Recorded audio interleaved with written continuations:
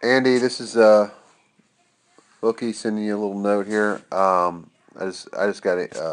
Matt Curls has sent me that game in Birmingham, which I thought you threw the ball extremely well. I'm just looking at this and just watching your hip turn. Looks a little bit different here. If I look on here, let's see if I can get this guy working. But the hips look better here at the top one as opposed to this one here. Just as you're getting going, I understand you're just getting going, but the hip turn looks a little bit more pronounced there.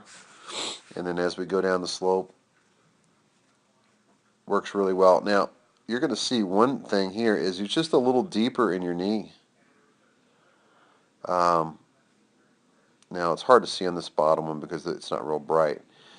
But I see a deeper knee bend, and you can also see that you kind of got your hips, you're kind of going uphill just a little bit. Here, you're a little flatter.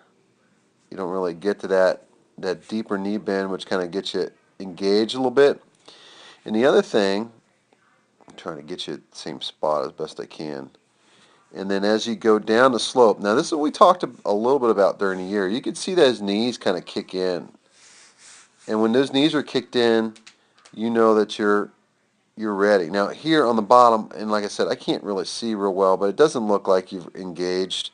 Your hips are kind of that pinch that we talk about a little bit. You're not really pinched, but those knees are getting there together. And here on the top, I mean, you stay in it a little bit, and then the stride length.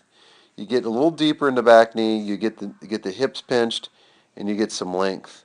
Now you're getting length up the top. You're staying in that, and that's pretty good. I mean, we're staying pretty good, pretty good. And then there's that late rotation, and that's a pretty good size stride length. And then here, see how that just kind of it floats and it rotates, and then your top half, your posture's horrendous there on foot strike. So we watch see how that posture, you're kind of you're over and through it much better. Here, you look to me like you're going that way in your posture. But that's just a little stuff. But I would start with you is just getting here and getting at the top. Make sure you get up here and you get those hips kind of pinched and ready to go. And then on the way down, you're keeping it here. This is not bad. There's a little bit of a here. You're kind of rotating that foot back inside, so it goes up and then it goes in. Here, I think it just kind of goes up and down.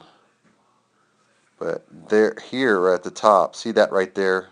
You got them engaged. You got a little bit of a tilt there. But there you don't have.